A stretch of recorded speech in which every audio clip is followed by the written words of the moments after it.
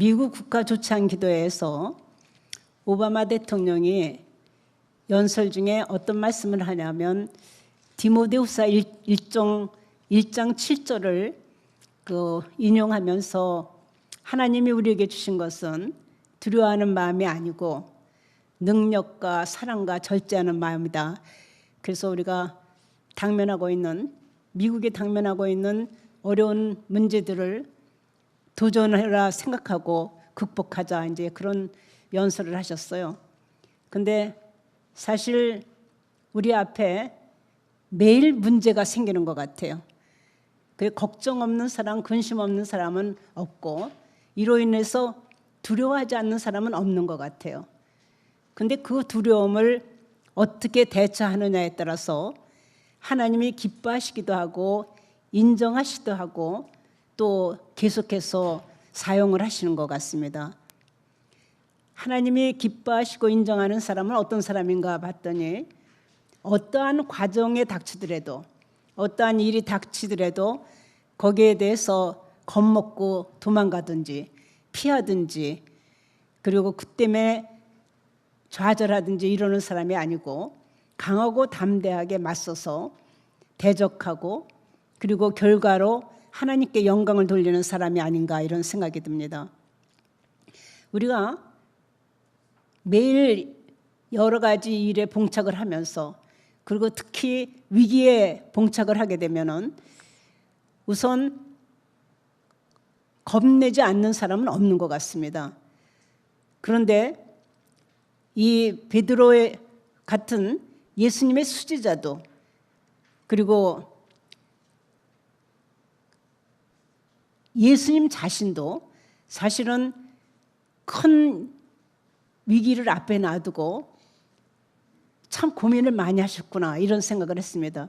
여기 본문 말씀에 보면은 이때로부터 예수 그리스도께서 자기가 예루살렘에 올라가 장로들과 대제사장들과 서기관들에게 많은 고난을 받고 죽임을 당하고 제3일에 살아나야 할 것을 제자들에게 비로소 나타내시니, 이제 예루살렘에 올라가셔서 고난받고 죽임을 당하고 그리고 제3일에 다시 사신다, 이런 것을 비로소 말씀을 하셨다고 했으니까 처음으로 이제 예수님께서 속으로만 생각하셨던 고민을 털어놓으시는 장면입니다.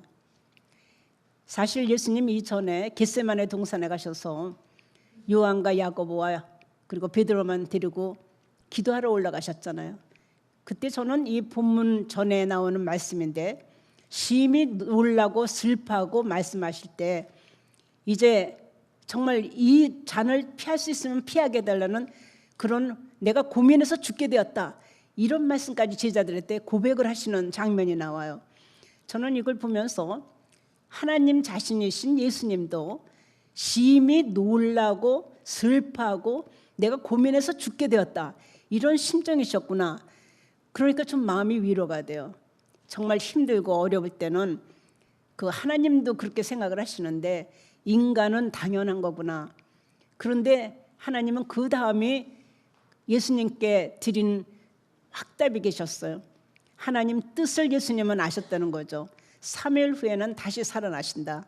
그러니까 예수님은 결과를 아셨기 때문에 과정에 대해서는 겁내지 않으셨던 것 같아요.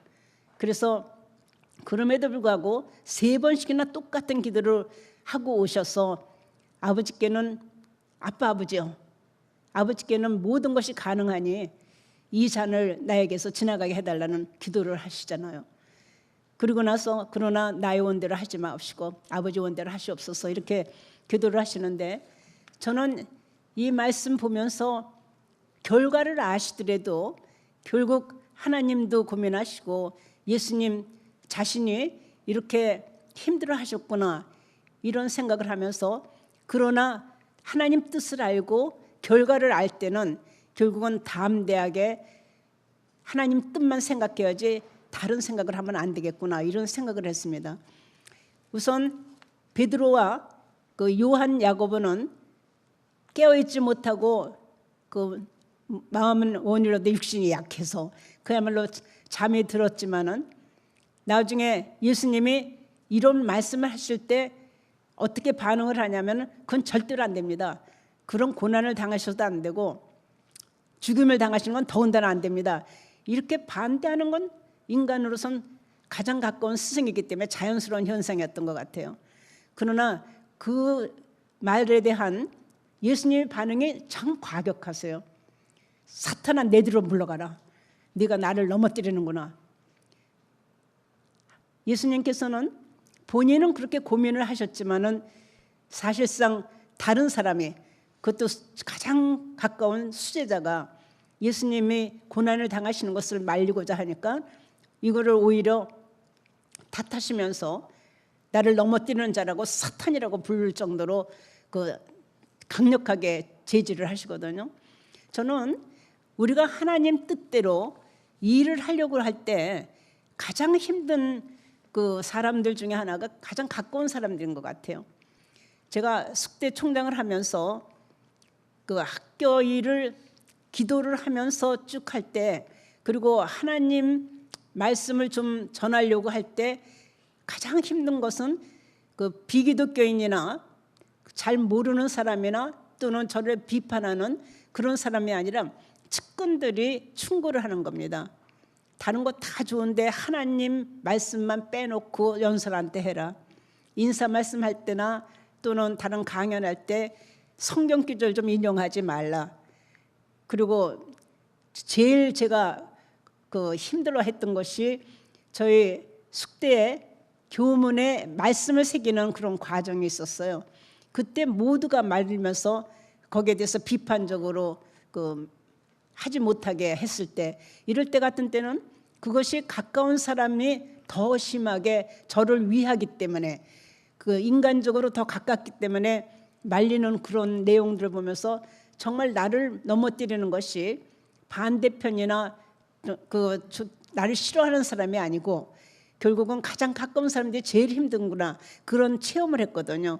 결국은 우리가 하나님 일을 한다고 할 때 이게 좋은 일인데도 불구하고 가장 가까이 있는 친구라든지 가족이라든지, 이 경우는 수제자까지도 그렇게 반대를 할 때 어떻게 대처를 해야 되는가, 이런 것이 상식적으로는 좀 맞지 않지만 결국은 많은 생각을 하게 되는 그 말씀이 아닌가, 이런 생각을 합니다. 우리가 그 세상 일을 너무 좋아하고 세상 우선으로 하다 보면은 하나님 일 하기가 상당히 힘든 것 같아요. 하나님께서 기뻐하시고 인정하는 그런 제자나 또는 하나님 자녀가 되려면 정말 자기 자신을 철저하게 부인하는 그 과정이 먼저 있어야 되고, 세상적으로 출세에 도움된다든지 성공에 도움된다는 권력이나 명예나 돈이나 자리나 이런 것들로부터 멀리 이렇게 떨어질 수 있는 그런 어떤 결단을 내리지 않는다면은 상당히 그 하나님 뜻을 이루어드리기가 힘들지 않느냐, 이런 생각을 할 때가 많습니다. 사실은 사도 바울의 고백처럼 이런 내용들이 배설물로 느껴질 정도로 초월해지지 않으면 사실은 우리 스스로가 그 하나님 뜻을 따로, 그리고 내 뜻 따로 갈 수밖에 없는 그런 입장을 아마 많이 우리가 체험하지 않나, 이런 생각이 듭니다.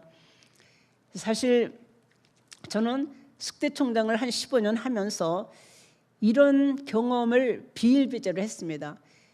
기도하고 분명히 하나님 음성을 듣고 하나님 그 뜻을 아는데 세상적으로 볼 때는 그 일을 그대로 실천을 하고 순종을 한다면은 인간관계가 나빠진다든지, 아니면 사람들로부터 공격을 받는다든지, 그렇지 않으면 사람들이 싫어한다든지, 이럴 때 어떻게 처신을 해야 되는가. 그래서 순종의 제사보다 낫다는 그 말씀을 수도 없이 이렇게 되뇌이고 그럴 때가 많았거든요. 그래서 지금 베드로가 그렇게 예수님 잘못되라고 그러지 않았잖아요. 근데 인간적으로는 가장 인간적이죠. 스승을 위해서 하는 얘기죠. 그러니까 주변 사람들이 그렇게 하는데도 불구하고 그것을 하나님 뜻하고 어긋났을 때 어떻게 순종하면서 그 상대방의 그 상처받지 않으면서 제대로 하나님 쪽으로 가느냐, 이것이 그렇게 우리 인생 세상에서 사는 사람들한테는 그렇게 쉬운 일만은 아닌 것 같아요. 그래서 자기 십자가를 지고 그러니까 예수님만 바라보면서 나아오려는 그 말씀이 그래서 결국은 강력하게 우리 가슴에 와닿지 않는가 이런 생각이 듭니다.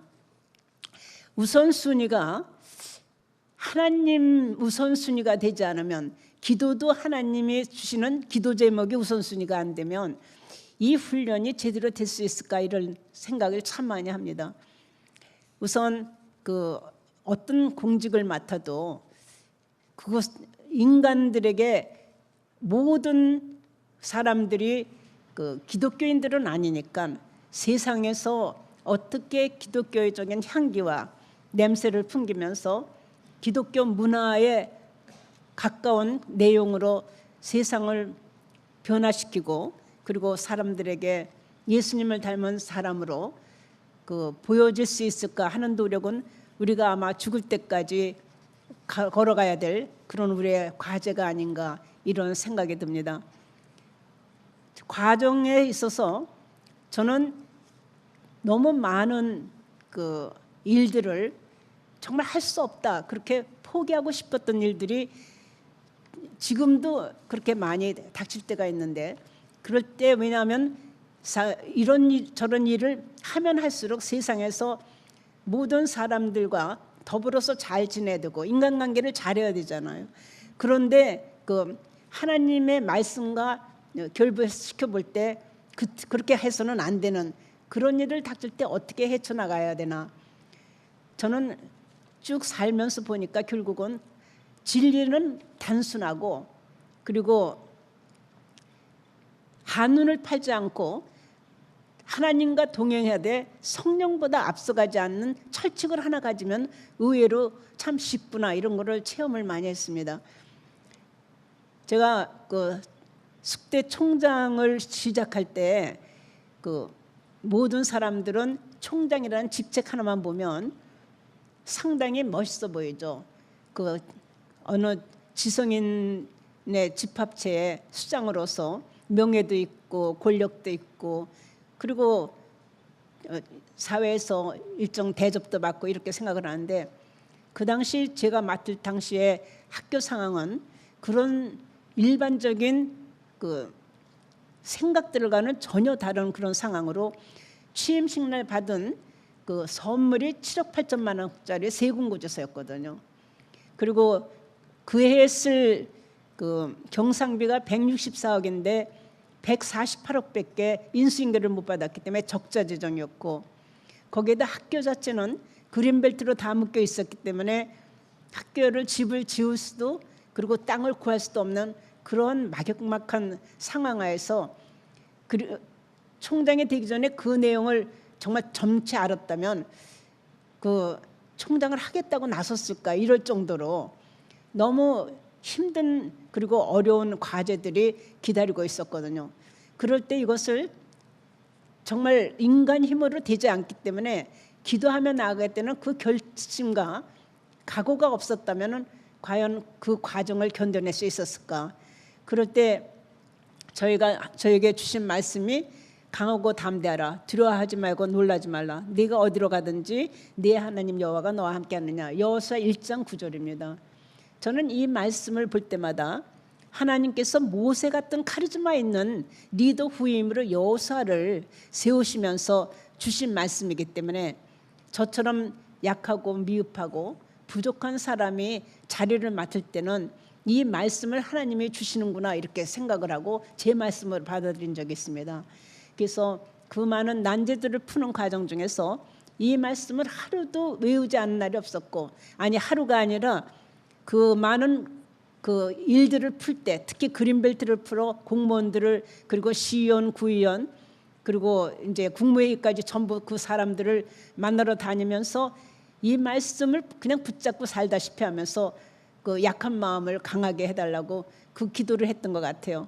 그래서 사실은 그것이 훈련이 되고 그리고 산전수전을 정말 인간 얘기로는 다 겪고 나서 문제를 해결하고 나니까 어떤 마음이 드냐 하면은 과정을 겁먹을 필요가 참 없는데 왜 그렇게 두려워하고 그렇게 걱정 근심이 많았던가 이런 생각이 들어요.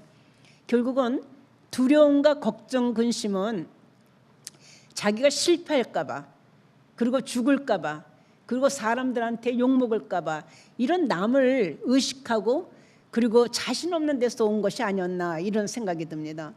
사실은 하나님께서 보실 때는 굉장히 교만한 그러한 생각이었다는 생각이 들어요.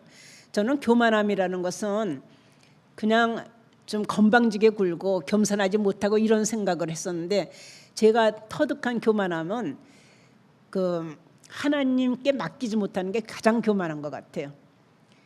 하나님께 맡기면 모든 것을 알아서 해주신다고 약속의 말씀을 정말 하셨는데도 불구하고 약속의 말씀을 붙잡지 못하고 자기가 자기 거를 해결하겠다고 움켜잡고 있다 보니까 결국은 교만하게 되고 그것이 근심 걱정 두려움으로 변하는 거 아닌가 이런 생각이 듭니다.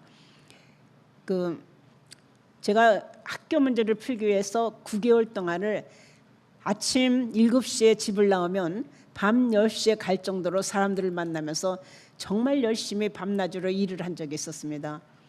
그러다가 하루는 너무 힘이 드니까 그냥 일어나다가 쓰러졌어요.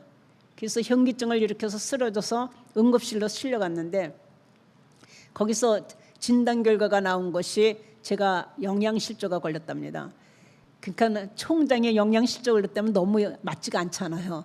근데 왜냐하면은 공무원들이나 시의원 구의원들을 설득하는 과정에서 밥은 시켜놓고 숲 정도만 먹고는 상대방의 그 밥 먹는 시간에 설득을 해야 되니까 저는 굶은 것을 한 9개월 굶고 나니까 영양실조 되더라고요. 그래서 그렇게 쓰러진 다음에 이제 체력 떨어졌고 능력도 부족한 것을 알게 되니까 저는 소망교회를 섬기고 있는데 2층에 기도실이 있어서 새벽 기도를 끝나고 나면 늘 올라가서 기도를 30분씩 이렇게 하고 내려오는데, 그날도 다시 병원에 입원했다 나와서 다시 새벽 기도 참석 후에 기도실에 올라갔더니 하나님 앞에서 너무 기진맥진한 나머지 기도도 잘 안 되더라고요.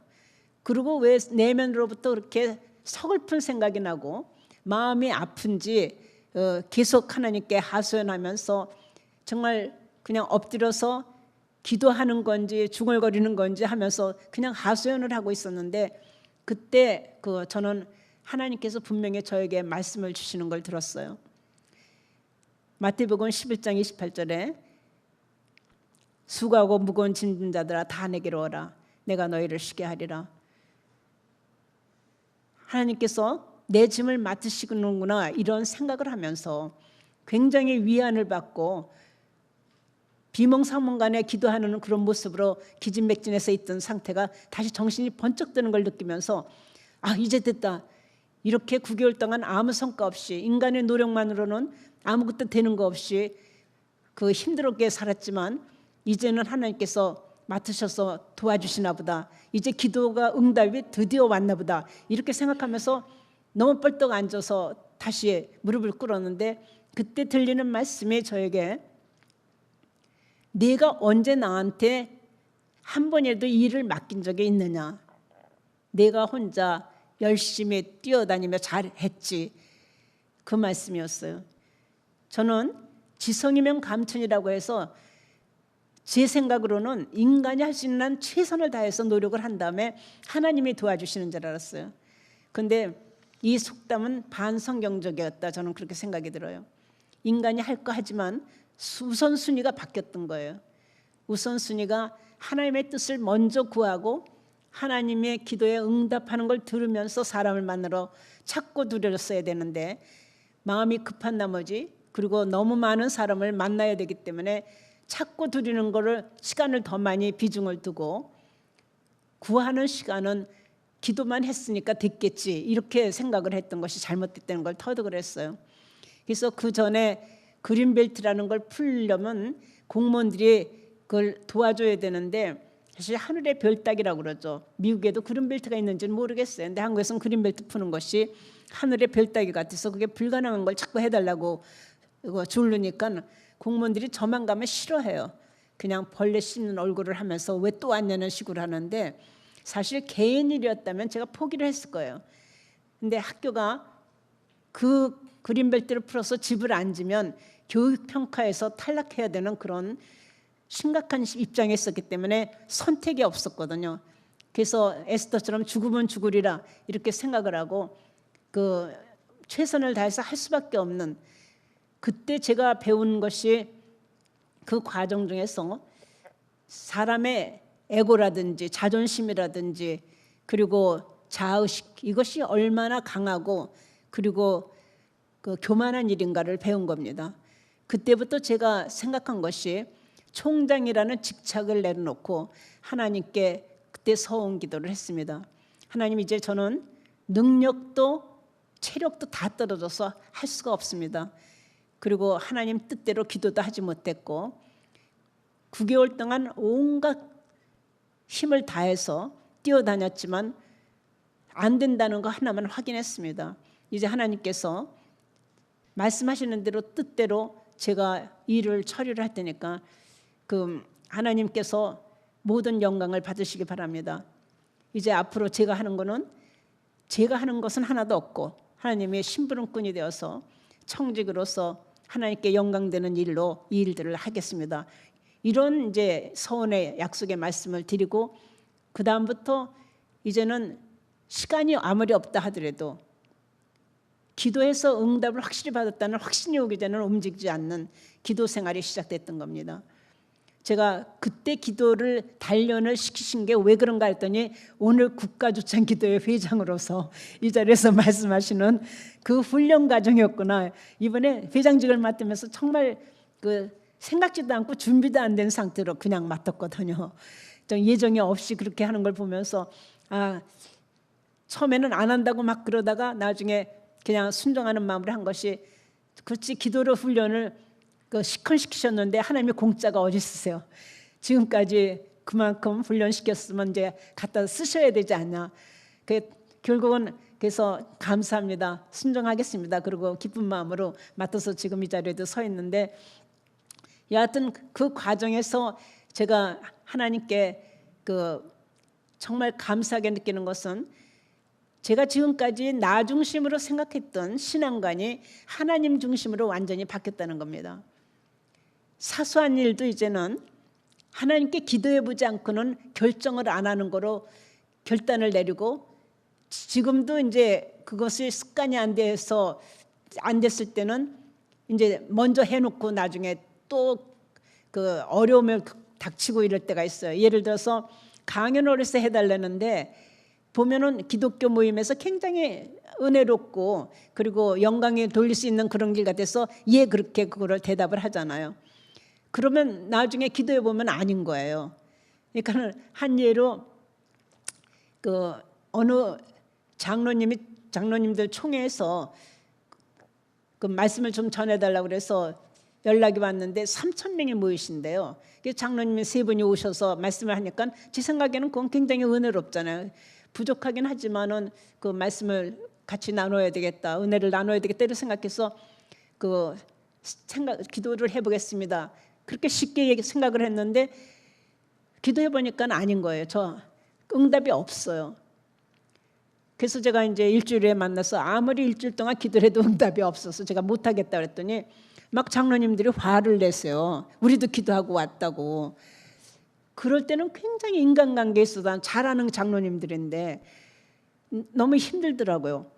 그래도 제가 하나님을 기쁘시게 하라, 사람을 기쁘게 하라, 그래서 선택은 하나님이다 이렇게 그때 숙제 문제 해결할 때 서원을 했었기 때문에, 그래서 그냥 그래도 뭐 어떻게 하겠어요. 인간관계보다는 하나님을 우선 생각해야 되니까. 그래서 우선순위 그렇게 두다 보니까 참 힘들어서, 그러고 나서 얼마 있다가 또 권사에서 말씀을 전해달라고 해서 권사에 기도를 하면서 또 지금은 허락을 하실 건가 또 기도를 했더니 그건 그냥 단방 그냥 당장에 그렇게 응답을 하시더라고요. 그래서 거기는 이제 하겠다고 그랬더니, 그래서 제가 그랬어요. 하나님께. 저도 궁금해 갖고, 하나님 남녀 차별하세요?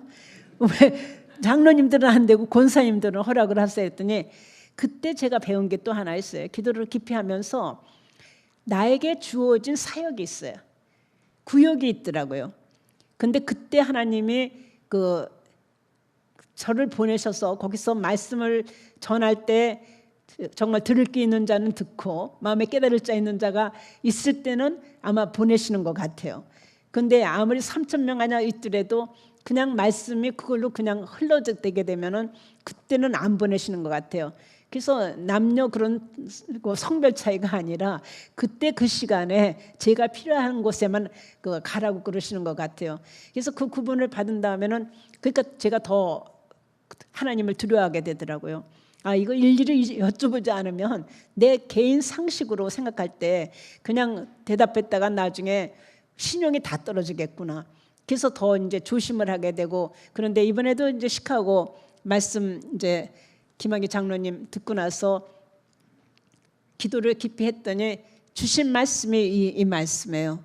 그래서 왜 이 말씀을 주실까 이렇게 묵상을 하면서 보니까 하나님께서 과정을 겁내지 않고 결과로 하나님께 영광을 돌리는 그러한 자녀들을 참 기뻐하시고 인정하시면서 쓰시기를 원하신다는 메시지 같아요.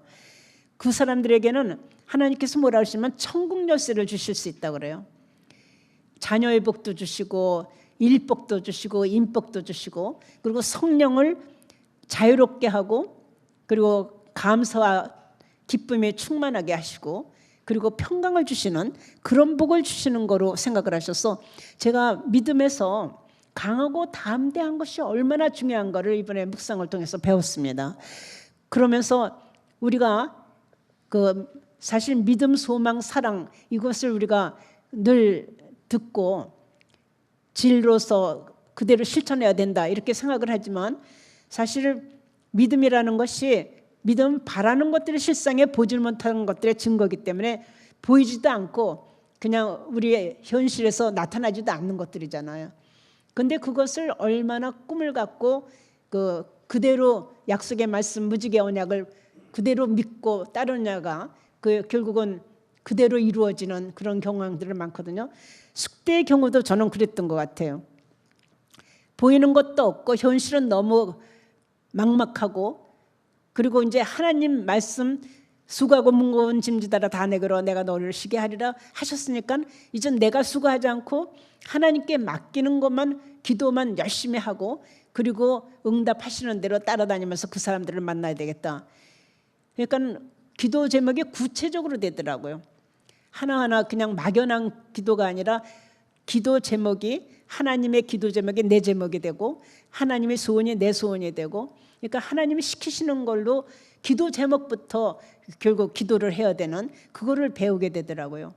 그렇게 되니까 응답받는 횟수가 많아지고, 사실 숙대 같은 경우에 그 험난한 과정은 있었지만 모든 공원 문제가 해결되고 나서 이제 모금 행사라는 걸 시작을 하면서 이 학교가 단합되는 그런 분위기로 가거든요.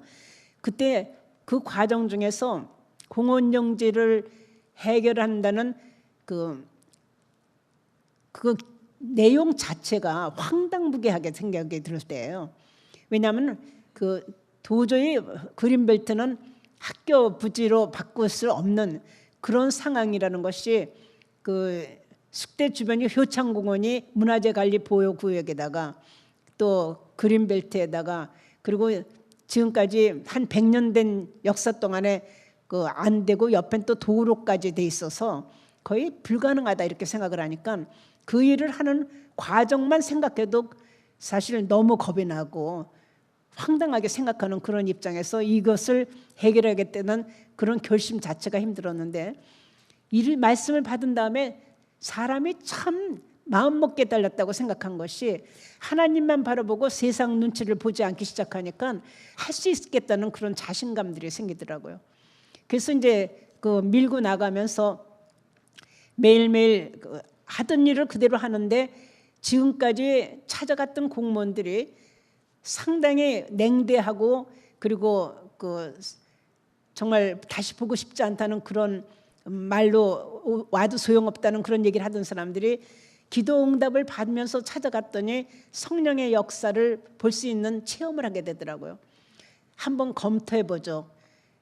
그런 식으로 말도 바뀌고 표정도 온화해지고, 그러면서 그 내용들을 다 도와서 결국은 예정된 날짜에 그 일들이 풀리면서 결국은 그 학교 부지로 만드는 과제만 남았던 거예요. 그래서 이제 여기 수대 동문들 계시지만 우리가 재창학이라는 거를 선포를 하면서 모금 행사가 시작이 되는데, 재창학이라는 것은 저는 어떤 구상을 속으로 했냐면, 지금까지 인간이 세워서 그 세월이 지났는데 한 100년 동안을 결국은 인간이 관리를 잘못하고 잘못 운영을 해서 거의 망하기 직전까지, 문 닫기 직전까지 됐는데, 앞으로는 하나님이 그 인도하시는, 하나님이 기뻐하시는 대학으로 재창학을 해보자 이렇게 생각을 해서 재창학이란 그런 그 용어를 내세우고 재창학 발기인대회를 준비를 합니다. 그래서 발기인대회를 2006년이 창학 100주년이기 때문에 2006명을 모시고 하기로 하고, 그리고 날짜도 재창학이니까 1년에 이자가 3번 들어가는 2월 22일로 잡아서 결국 그날 동문들을 2006명을 초대를 해서 하는 식으로 하면서 캠페인을 벌려는데, 제가 그때 내세운 목표액이 1,000억이거든요. 그러면 굉장히 좋잖아요. 1,000억 모금해갖고 그 세계 명문여대라는 하나님이 기뻐하시는 대학으로 비전을 이루겠다 이렇게 하면 좋은데, 사람은 누구든지 돈 내려면 다 싫어해요.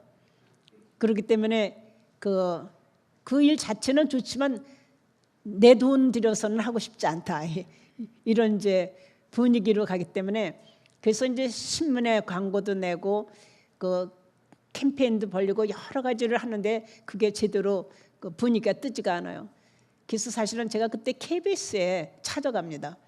그래서 KBS에 가서 저를 그 시청자가 가장 시청을 많이 하는 7시 뉴스 광장에 그 출연시켜달라고 얘기를 해요. 그랬더니 거기서 그걸 수락을 하셔서 그 출연하게 됐는데, 그 이유는 당시에 95년 2월 달이 김영삼 정부의 교육개혁안이 5월 30일 나오기 직전의 상황이기 때문에 교육개혁에 대한 관심이 굉장히 클 때예요. 그래서 제가 요청한 거는 교육개혁에 대한 좌담회를 한 10분 동안 할 수 있도록 그 뉴스광장 아나운서와 하는 프로그램을 허락을 받았어요. 그래서 주로 제가 내용은 전부 교육개혁에 대한 이야기를 하지만 사실은 거기에 3번에 걸쳐서 간접 광고를 합니다. 대학이 변화하고 발전하기 위해서는, 개혁이 되려면 사실 그 3가지가 있어야 됩니다. 하나는 비전이 뚜렷하게 있어야 되고, 2번째는 구성원들이 공감대가 형성이 되어야 되고, 3번째는 재정 지원이 있어야 됩니다. 그래서 특히 재정 지원이 없으면 이것이 탁성 공론이 되기 때문에 그 동문들을 비롯해서 그 독지가들이나 기업이나 정부에서 적극적으로 관심을 갖고 재정 지원을 해서 대학이 개혁이 되어야 됩니다. 이제 이런 비슷한 내용을 3번에 걸쳐서 간접 광고를 하거든요. 근데 저는 방송 오늘도 하시지만 참 위력이 있다는 생각이 그때 처음 들었어요. 그 방송에 나간 다음에 냉담하게 별로 그렇게 차분하게 있던 분위기가 완전히 화끈 달아오면서 동문들의 전화가 빗발치듯 오고, 그리고 나서 그때 이제 티켓을 우리가 5만 원씩 팔았는데 그 티켓이 불티나게 다 팔리기 시작하더라고요. 그러면서 분위기가 뜨면서 이제 2월 22일이 가까웠는데 21일 날 그 힐튼 호텔 컨벤션 센터에서 우리가 이런 제2창업 발견대회를 준비를 했는데, 그때 지배인이 저한테 전화를 하더라고요. 그 도시락을 몇 개를 맞출까요? 근데 제 생각에는 도시락이 그 2,006명을 초대했으니까 2,006개가 준비되어야 된다고 생각을 했어요. 그래서 2,006개를 해주세요 그랬는데, 이가 가만히 있다가 사실은 비슷한 모금 행사를 K대, Y대, H대 했는데 손님들이 800명 내지 1,000명밖에 안 왔는데 그 학교들의 졸업생 수는 20만 명에 가깝습니다. 그런데 숙대는 그때 3,000명이었거든요. 4만여 명밖에 안 되는 여자 졸업생들이 어떻게 2,000명 이상이 온다고 생각을 하십니까? 그러니 한 1,500개만 하시면 어떨까요? 이렇게 얘기를 해요. 사실 힐튼 호텔의 지배인은 도시락 수에 그렇게 연연해서 저한테 충고까지 할 필요는 없었어요. 그들은 그냥 장사하면 되는데, 근데 그렇게 할 수 있었던 것이 제가 이 학교 문제를 풀면서 힐튼 호텔을 주로 조찬을 활용을 많이 했거든요. 그리고 거기서 식사를 하는데 거의 조찬, 숙대에서 제일 가까운 호텔이 힐튼 호텔이니까 조찬, 오찬, 만찬 다 하면서 먹는 것이 거의 없는 걸 이 집에 잘 알아요. 얘기하는데 바빠갖고 음식을 거의 못 먹고 또 병원에는 2번이나 실려갔다 왔다 이런 얘기 듣고 그러니까 너무 가엾던 것 같아요. 근데 그때 150만 원 등록금 한 번 더 내기 운동이 숙대 동문들한테 퍼지면서 모금 운동이 시작이 되는데 150만 원이 한 달 동안 순명 선교회라고 선교회가 있는데 거기에서 기도하고 받은 제목입니다.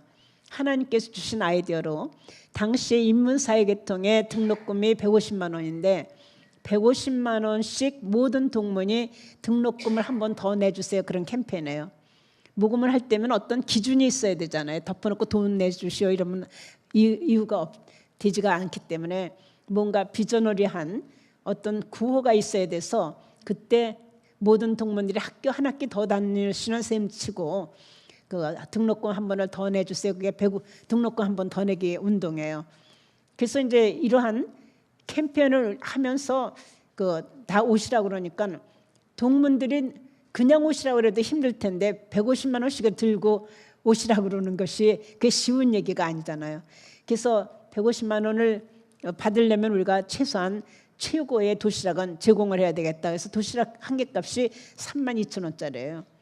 그러니까는 힐튼 호텔 지배인 입장에서는 500개가 사람이 안 올 경우에 낭비가 되면 1,600만 원이 결국은 낭비가 되고 그럼 그걸 총장이 또 책임지게 되면은 상당히 힘들어지겠구나. 그래서 저를 위로하고 그리고 도와준다고 이제 그 얘는 그렇게 한 거죠. 그런데 그럴 때 리더는 굉장히 외롭습니다. 그리고 힘듭니다. 지금까지 모든 동문, 학부모, 아무튼 교수에 다 우리가 2,006명이 모여서 발견대를 한다고 몇 달 동안 캠페인을 했는데 바로 전날 손님이 들어올까 봐 500개를 줄였다. 이것이 리더십의 큰 상처가 됩니다. 사실 리더십의 가장 중요한 거는 신뢰거든요. 말과 행동에 일관성이 있어야 되는데 돈이 무서워서 결국은 리더십을 훼손시킬 수는 없다 생각에 제가 전화로 단호하게 그냥 그렇게 2,006개 하세요 그랬는데 30분 후쯤에 학교 의사를 결정하는 처장단들이 다 올라오셔서 이분들이 똑같은 얘기를 전하는 거예요. 제가 말을 안 들으니까 지배인이 걱정이 되니까 기획처장한테 다시 전화를 하신 거예요. 그래서 총장이 저 고집 부리는데 아무래도 말려야 되겠다 이렇게 생각했나 봐요. 그래서 다 올라오셔서 얘기하는데 그럴 때 상당히 마음이 흔들리더라고요. 그래서 그럼 잠깐만 기다리시라고 그러고 저는 집무실에 옆에 조그마한 기도실을 하나 만들어놨는데 거기 가서 기도실에서 하나님 앞에 엎드렸어요. 바로 그 집무실에서 건너편에는 교회가 있기 때문에 십자가가 이렇게 보이는데 십자가를 바라보면서 하나님 지금까지 몇 달 동안 2,006명 온다고 그렇게 이야기를 했는데 이제 500개 값이 아까워서 지금 번일을 해야 되는데 어찌하면 좋겠습니까? 엎드려 기도하는데 아이디어가 스치고 지나가요. 네가 손의 나라예요. 제가 어떤 아이디어가 떠오르냐면 32,000 곱하기 500을 얼른 해보니까 1,600만 원이에요. 그래서 제가 총장직을 돈 때문에 하는 건 아니기 때문에 한 16개월 동안 한 달에 100만 원씩 제 월급에서 공제를 하면 리더십의 상처도 없고 그리고 학교 손해 날 것도 없고 저 혼자 희생하면 되겠다 이 생각이 나니까 그렇게 기쁠 수가 없어요. 사실 제 돈 1,600만 원 없어지는데 왜 그렇게 기쁨이 왔는지 모르겠어요. 그래서 그때 배운 것이 리더가 희생 헌신을 하면은 자신감이 생기고 기쁨이 오는구나. 그래서 그때 또 하나 제가 터득을 하게 하신 것 같아요. 그래서 제가 다 접견실에 와서 처장들 보고 내가 책임질 테니까 2,000개 그대로 주문을 하세요 이렇게 얘기를 했거든요. 그때 제가 너무 당당하게 자신 있게 얘기를 하니까 총장이 책임진다는데 뭐라 그러겠어요. 그러니까 그냥들 처장님들 내려가셨거든요. 근데 사실 저 걱정되죠. 그러니까는 눈을 뜨면 사람들이 뭐 안 된다고 그러고 뭐 전부 말리는 거예요. 뭐든지 안 돼. 지금 베드로 선생님 그거 절대로 고난 받으시면 안 됩니다 하는 것처럼 하지 말라는 소리만 들어오지 하려는 게 없어요. 이거 연기를 하자 뭐 이런 것까지 동문회선 그까지 나오고 그렇게 나올 정도니까. 근데 그때 제가 하나님께 서원한 학교가 잘못될 리가 없고 하나님께 기도하면서 지금까지 진행한 이 과정이 결국은 결과는 영광 받으시는 거로 나타날 거다. 이 확신을 계속 주셨기 때문에 그래서 그대로 밀고 나갔거든요. 그랬더니 당일 닥쳤는데 오후 3시쯤 미리 나가 있던 직원들이 전화가 오기 시작해요. 지금 동문들이 너무 많이 몰려오셔서 남대문 경찰서에서 나와서 교통정리를 하기 시작했다는 거예요. 근데 그날 힐튼의 추산에 의하면 모인 인원이 2,500명이에요. 2,500~600명. 그리고 그 다음날 그날 묵은 액수가 62억이에요. 약정이 62억, 현금이 12억이 그날 들어왔고 그 다음날 청구서가 2,005개가 왔어요. 그래서 제가 그 2,006명 거를 주문한다 그랬기 때문에 한 몇백 명은 준비하고 안내하고 이런 사람들은 전부 그날 저녁을 다 굶었는데도 벙글벙글 하더라고요. 그러면서 제가 그걸 보고 감사한데 딱 보는 순간 2,005개 하나만 하면 딱 맞췄구나 이렇게 생각이 들다가 머리를 딱 두들겨 맞는 것 같아요. 하나님 저 요것밖에 안 됩니까? 하나님께서 해주신 건데 제가 예정했던 거하고 같다고 또 이거 하고 있네 그래서 금방 회개기도 하고 있는데 그런 말씀이 들리는 것 같더라고요. 그 2,006개 하나 채우는 그 밥그릇은 내 밥그릇이다. 결국 이렇게 성공적으로 발견대가 맞추면서 숙대는 완전히 새로 태어나고 이 과정을 통해서 정말 하나님께서 영광 받으시는 일로 그 다음에 이루어지기 시작하는데 돈도 중요했지만 더 중요했던 건 자신감 회복이었다고 생각을 해요. 그리고 저 개인으로는 하나님께 의지하고 하나님께 모든 것 맡기면서 기도하고 하면 된다는 그 확신이 생긴 거예요. 그래서 어떤 어려움에 닥쳐도 나를 또 유익하게 하는 그런 고난이 왔구나. 이제는 문제라는 단어를 쓰지 않고 고난이라는 단어를 쓰고 그 고난은 유익이다 하는 사도 바울의 말씀을 그대로 외우면서 그렇게 나아갈 수 있는 그 자신감이 생겼던 것 같아요. 그러면서도 늘 그 하나님이 베드로에게 주신다는 천국 열쇠를 생각을 해요. 땅에서도 이루어 주시고 하늘에서 이루어 주시는 천국 열쇠를 결과든 그 과정이든 하나님께 영광을 돌리겠다는 예수님만 믿음의 주로 쳐다보는 사람에게는 언제든지 베드로에게 주신 열쇠 우리한테도 반드시 주신다. 그 확신에 찬 믿음 그리고 그 믿음대로 행하는 순종하는 그러한 마음 이런 것들을 하나님은 참 기뻐하시고 받으시지 않나 이런 생각이 들어요. 저는 시카고 이렇게 이번에 방문을 하면서 하나님께서 이곳에 계신 우리 여러 교민 여러분들에게 주시는 메시지가 결과를 아시기만 하면은 과정이 아무리 어렵더라도 그리고 과정에 어떤 상황에 닥치더라도 결국은 겁내거나 두려워하거나 그리고 근심 걱정하지 말라 이 메시지를 드리는 게 아닌가 이런 생각이 듭니다. 정말 이 세상 그 살이가 전부 그렇게 쉽지만은 않지만 그러나 이렇게 하루하루를 우리가 하나님과 동행하면서 성령보다 앞서지 않고 감사함으로 나아갈 때는 하나님께서 그에 걸맞는 정말 복도 내려주시고 위로도 주시고 그리고 무엇보다도 믿음 소망을 주시지 않나. 그럴 때 하나님의 사랑에 가슴에 정말 너무 뜨겁게 느껴져서 하나님을 사랑하지 않을 수 없는 고백을 하지 않을까 생각을 합니다. 제가 소망교회에서 교회인들이 아침에 일어나자마자 외치는 그 말씀이 있습니다. 그것이 나의 힘이 되신 여호와여 내가 주를 사랑하나이다. 저는 아침에 눈을 뜰 때 사랑하는 딸아 이제 일어나야지 이거를 상상을 하면서 일어나요. 아침에 일어나서 화장실에 가서 거울을 보고 웃어요. 하나님 오늘도 내 얼굴에서 정말 웃음만 있게 해주세요. 왜냐하면 하나님 뜻은 항상 기뻐하고 그리고 쉬지 말고 기도하고 범사에 감사를 하셨으니 나는 오늘 기쁨의 최고의 날로 만들기를 원합니다. 그리고 하나님이 그렇게 만들어 주시리라 믿습니다. 그것이요, 하나님께 정말 고백하면서 출발하는 하루가 에너지가 참 넘치는 같은 것을 느끼게 돼요. 하나님 말씀은 힘이잖아요. 능력을 주시잖아요. 지혜를 주시잖아요. 저는 하나님께서 우리에게 약속하신 모든 것을 믿는 만큼 내게 된다고 생각을 해요. 그래서 그 믿음 가운데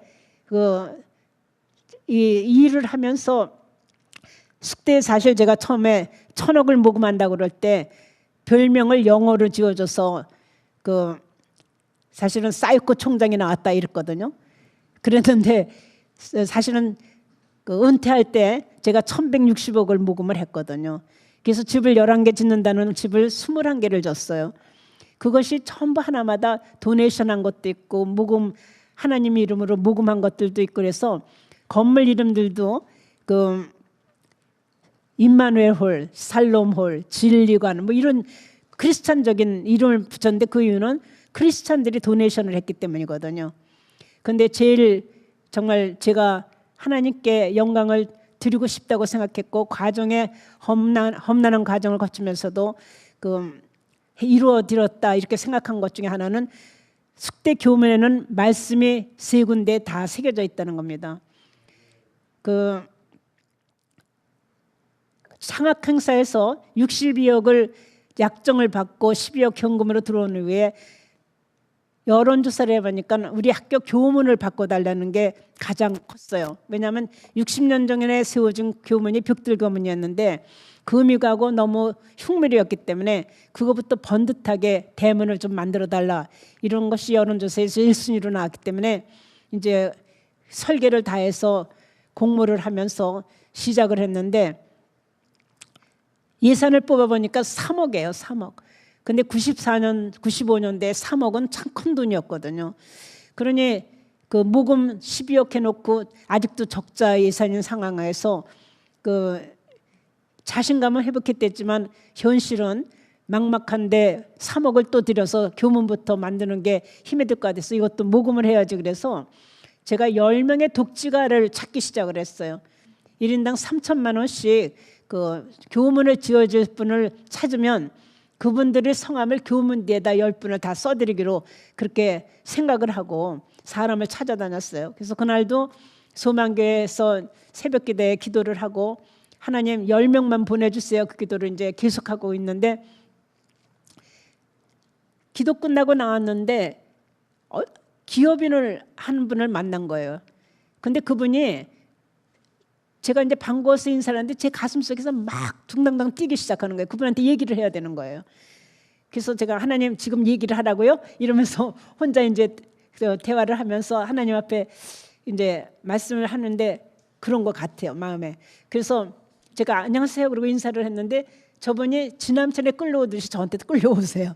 그랬더니 어떻게 지내나 이 총장 요새 얼마나 힘드냐 뭐 이래서 제가 사실은 제가 기도를 하고 나왔는데 말씀을 드려야 될 것 같아요. 그러면서 제가 교문을 짓는데 지금 3억이 드는데 10분을 모시려고 하니까 첫 번째 분이 되어주시면 참 좋겠다고 그러면서 3천만 원을 좀 지원해 달라고 이렇게 담대하게 얘기를 했어요. 그랬더니 이분이 가만히 들으시다가 모두 3억이 든다고요? 그래서 네 그랬더니 그걸 내가 다 하면 어때요? 이렇게 얘기를 하셨어요. 이분이 3억을 하나님께 드리겠다고 서원기도를 하셨대요. 그래서 그 응답을 계속 바라면서 어디에 3억을 도네이션을 해야 되나 그렇게 기도를 하고 있었는데 제가 하필이면 그 얘기를 한 거예요. 그래서 하나님이 이렇게 응답하신 거구나. 그래서 이제 3억을 주라는 말씀이구나 해서 3억을 약정을 하셨거든요. 그래서 제가 이제 그럼 성함을 한 분이 다 하셨으니까 한 분 써드려야 되잖아. 그래서 성함을 그런 데다 새기겠습니다. 그러니까 내 이름은 필요 없고 성경 구절을 새겨주면 어때요? 이렇게 얘기를 하셨어요. 그래서 어떤 구절을 새길까 했더니 그런 총장이 알아서 기도하고 써줬으면 좋겠다. 이래서 제가 이 학교의 난제를 풀면서 붙잡고 기도했던 성경 구절이 4개가 있어요. 그 중에 하나가 데살로니가 전서 5장 16절 18절 항상 기뻐라 쉬지 말고 기도하라 범사에 감사하라 이는 그리스도 예수 안에서 너희랑 하신 하나님의 뜻이니라 그 말씀하고 그 다음에 이제 여호수아 1장 9절 아까 말씀드린 거고 그 다음에 이사야 60장 1절 일어나라 빛을 발하라 네 빛이 여호와의 영광이 내 위에 임하였습니다 이 말씀하고 그 다음에 그 히브리서 11장 1, 2절 믿음은 바라는 것들의 실상이요 보지 못하는 것들의 증거니 선진들이 있어 증거를 얻었느니라 이 말씀 4구절을 늘 붙잡으면서 기도를 하고 문제들을 풀었기 때문에 이 말씀들이 지금 숙대에 가시면 다 쓰여져 있어요. 저는 하나님 말씀은 운동력이 있고 활력이 있어서 정말 우리의 관절, 골고 다 쪼개까지 하신다고 그러잖아요. 그렇기 때문에 사실 우리가 말씀을 읽지만 읽다 보면 말씀이 나를 읽고 있잖아요. 내 속 내면을 전부 들여다보고 거울처럼 보고 계신다 그렇게 느낄 때가 참 많잖아요. 그렇기 때문에 저는 말씀을 새긴 다음에 학교 전체가 성전으로 보이기 시작하는 거예요. 그래서 학교에 결국은 드나드시는 모든 분들이 하나님의 자녀로서 축복을 받는 그러한 계기가 되리라 생각을 하면서 기도를 하고 있어요. 그래서 숙대 오시는 분들마다 하나님과 함께 하시는 그러한 축복의 그런 자녀들이 되시리라 기도하고 있으니까 숙대 꼭 방문을 하세요. 저는 이러한 과정 중에 아무리 힘들고 정말 사람들에게 모욕과 냉소와 그리고 조롱을 받는다 하더라도 하나님 뜻만 알면 참아낼 수 있고 그리고 하나님께 영광을 돌릴 수 있지 않을까 이런 생각이 듭니다. 그래서 우리가 정말 하나님께 영광이 되는 것이 무엇인가, 하나님 뜻이 무엇인가, 그리고 하나님께서 기뻐하시는 삶이 무엇인가 이런 것에 대한 확실한 방향만 정해지고 확실한 목표만 정해진다면 우리의 과정에서 나타나는 일들은 얼마든지 극복할 수 있는 힘을 주시지 않나 생각을 합니다. 아무튼 이 자리에 함께 하신 여러분들 진심으로 감사드리고 하나님과 동행하면서 축복의 통로 그리고 빛의 사자로서 여생을 살아가시기를 기원하면서 말씀에 대합니다. 감사합니다.